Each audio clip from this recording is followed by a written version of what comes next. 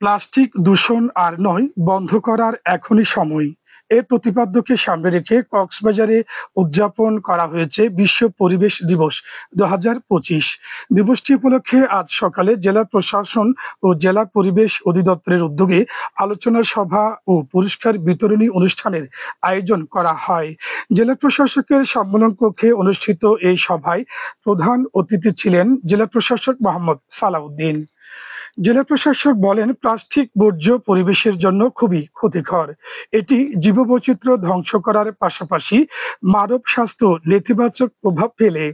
এ লক্ষ্যে পরিবেশ রক্ষায় প্লাস্টিক দূষণ রোধে জনসচেতনতা বৃদ্ধি এবং পরিবেশ বেশি করে বৃক্ষরোপণের আহ্বান জানান তিনি।